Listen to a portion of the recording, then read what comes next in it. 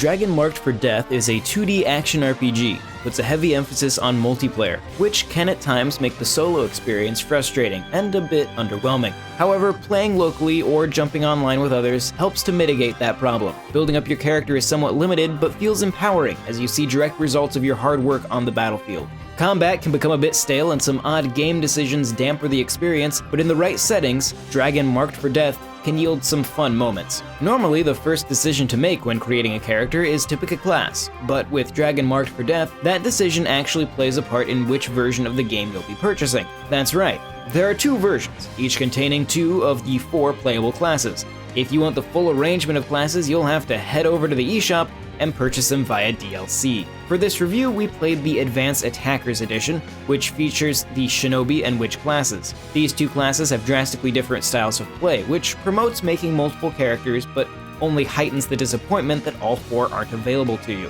I started with the Shinobi class, which is a highly mobile class with excellent movement and jumping abilities. Zipping around the screen with a combination of double jumps, glides, and dashes feels really great, making much of the platforming trivial. However, I realized when switching to the Witch class, which is a much less agile class, that the platforming requires a high level of precision, and when mixed with fighting enemies can lead to some annoying situations. There are a few different attack options that once again vary quite a bit between the classes. But the standard attack is used to deal damage while building up energy. This energy can in turn be used for different dragon abilities. For the Shinobi, I found myself using the dash a lot to rally combos, while the Witch uses her dragon ability to channel spells by inputting different combinations of button presses. More often than not, I found myself falling into the same pattern of attacks, which does become a bit tiresome. It quickly becomes apparent that the Dragonblood clan aren't the most popular group within the kingdom, and the townsfolk will be sure to let you know it. They even go so far as barring entry to anywhere other than the slums.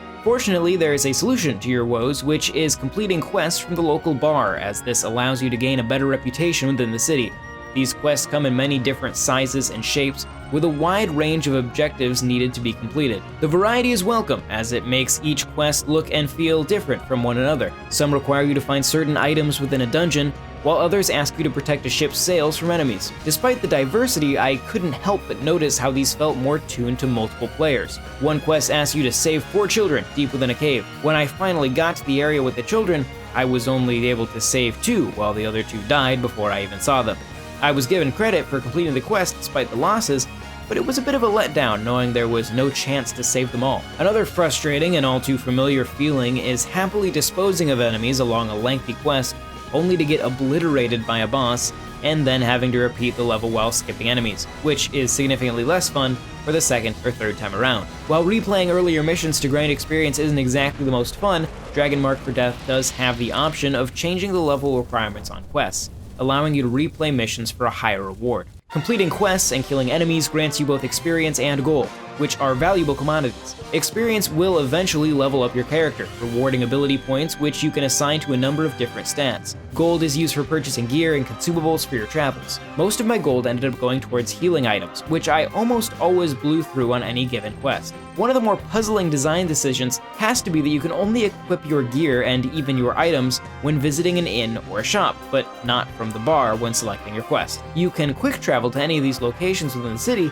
but it quickly becomes a nuisance to work so hard to outfit yourself. With the focus set on cooperative play and online being an option, it's important to know it works as advertised. And luckily, while playing with a friend online, it worked seamlessly and ran really well. I was able to search for friends and easily find a group, and we were off on a quest before we knew it. If you're searching for some random people to play with, you can do so by searching open rooms or sorting through specific quests. Due to the nature of this review before launch, I was unable to extensively test how the matchmaking worked with random people. Dragon Marked for Death is a frustrating experience because there are some good ideas buried behind some poor decisions. Level design always feels like it's tuned for more than one player, even in the solo experience, which is disheartening, especially after working through a big quest only to fall short and have to start back at the beginning. Coupled with some other minor annoyances, it's easy to get irritated. Fortunately, playing online with friends runs lag-free and helps to alleviate some of the issues that crop up in solo mode, but ultimately, this proves to be a mediocre